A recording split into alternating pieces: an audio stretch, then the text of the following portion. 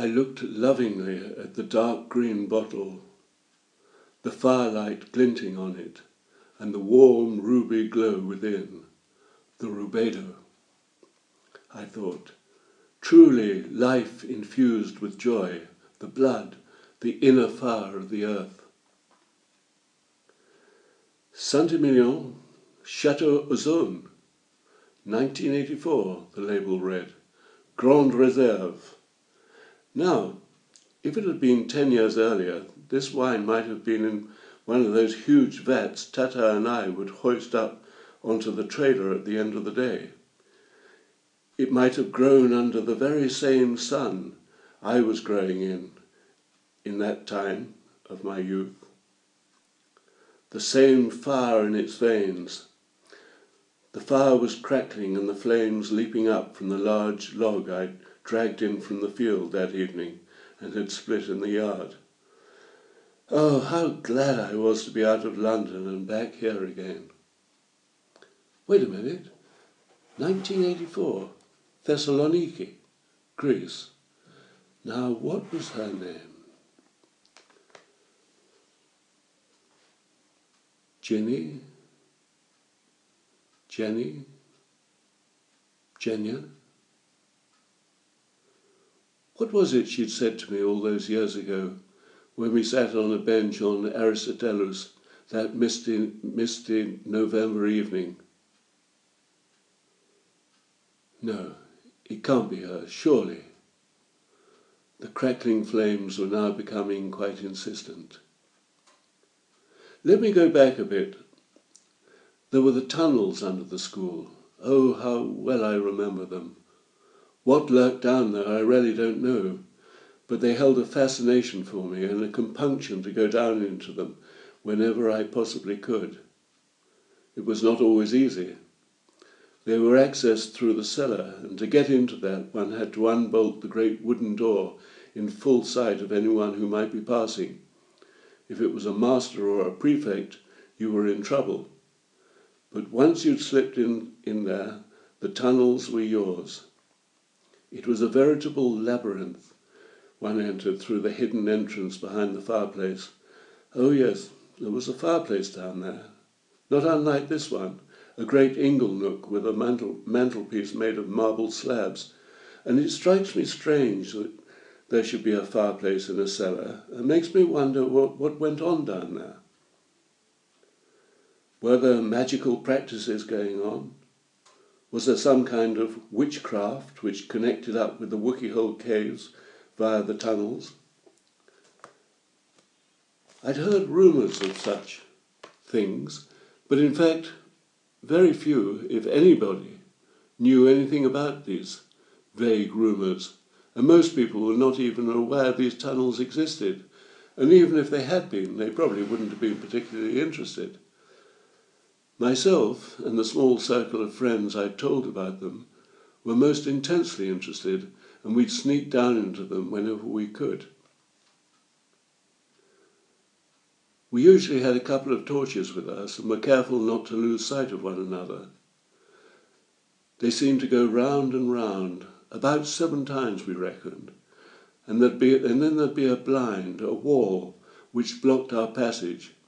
And though it was difficult to calculate down there, for it was difficult to retain any sense of direction, we had the feeling that whatever was behind the wall led in the direction of Wookey Hole. Excitedly, we'd come across markings on the walls, difficult to make out, most of them corroded by the damp and the passing of the years, whose meaning we'd try to work out, but being but schoolboys, our knowledge of anything esoteric was zero. Though our belief in magic and a mysterious realm beyond this one was what drove us on in our explorations. I still have an old exercise book where I copied down in pencil some of those strange inscriptions. They are, without any doubt, alchemical, and I am intensely excited by my trip down to Somerset tomorrow to visit my old friend who has just acquired the property. How well I remembered all this as I walked down the beech avenue into the sweep of the courtyard and rising up before me the bleak facade of the Jacobean building, rising up into the clouds from the top windows, of which I always imagined the monster of Glamis or the Minotaur peering out to watch the approach of anyone coming down the avenue, and of any strange happenings in the courtyard, some of which I well recall, and the shudder I felt upon first arriving here all those years ago. Berkeley was at the door to greet me. "Ha!" I laughed, wringing his hand. "You, once the naughtiest boy in the school and the most thrashed and caned by Ned, now the owner of it." How ironical it was. Berkeley grinned, his broad grin I remembered so well. "Life has its surprises, doesn't it? Come on in." Brian Berkeley Smith, the greatest rascal who became my greatest friend, now leading me through the oak-panelled passageways where once we'd quaked in fear, and up to the great room overlooking the river, which once had been Ned's study, and where we were the recipients of Ned's thrashings delivered by one of the many canes he kept in the cupboard of canes. "Yes, I made Ned study my main living quarters," he laughed uproariously. "I'm trying to exorcise the demon, you see. Let's go over to the fire. What would you like to drink? I have a cabinet full of concoctions. Amongst them some rather unusual ones. But let's stick to alcohol tonight. What'll you have?" And he proudly opened a large glass-fronted drinks cabinet, bursting at the seams, with bottles of every variety of concoctions under the sun. And the cabinet was exactly where Ned had his cupboard of canes all those years before. "I'll have a gin and tonic." "Good choice," said Berkeley. "I will too. Best thing to start an evening off, I always think. I'll have to call Jenny to bring up some ice. She's my housekeeper." "Jenny? She's called Jenny?" "Yes, but spelt with a G. It's short for Iphigenia. Her mother was Greek." And he stepped over to one of the old speaking tubes in the wooden-panelled wall, which I remembered so well. "Who needs phones in this house?" laughed Berkeley. "We've got speaking tubes. That one goes straight down to Jenny's little parlour next to the kitchen. It used to be one of those junior classrooms. I forget which number, but you'd remember it. Now Jenny, Iphigenia, if we like to call her by her long name, she's interesting." He started when there was a tap on the door. "Come," called Berkeley, sounding as authoritative as Ned had in the old days. She was astoundingly beautiful, and she brought in the ice and placed it on the desk by the bay window. Tall and slim, with jet black hair, and dressed from head to toe in black. She turned towards us. There was something strange about her eyes. She gave a gracious little curtsy and left the room. "She's impeccable," said my host. "A gem. She's blind. Did you notice that?" "Blind? But how could she be blind? She knew exactly where to put the tray. She didn't stumble or anything. She knew exactly where we were when she gave that exquisite curtsy. But there was something funny about her eyes." "Yes, they don't see. But she does." "Does that sound intriguing?" chuckled Berkeley. "Listen, she's very, very interesting. We'll get to talk about her later, and we'll talk to her when she's ready to talk. She knows this place like no one else. She knows what has always been going on here." "Always been going on? What do you mean?" "Yes, well, that's what I'm trying to get to the bottom of myself." That's an appropriate phrase to use in this case, you see. It all has to do with the tunnels down there. Little did we know. Jenny doesn't speak much, only when she feels she must. some inner compunction or something, and then only in drifts and drabs, like some ancient Greek oracle, the Pythia at Delphi, for example, whose pronouncements were somewhat obscure, to say the least. No, she's a little bit more forthcoming than that, but she tells me in little snippets, circumventing the real issue, as though something unspeakable had happened to her down there. But now, Bruno, let's catch up, he said, handing me a large tumbler of gin, strong enough to knock your socks off, as they say. I filled him in a bit about my existence on the planet, as he called it.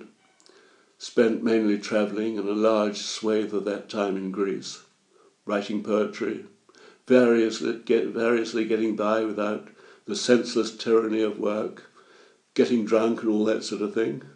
Ha! He roared with laughter. He liked that phrase, the senseless tyranny of work. I told him that I had travelled with gypsies down in the Languedoc, that region of France in the south of France.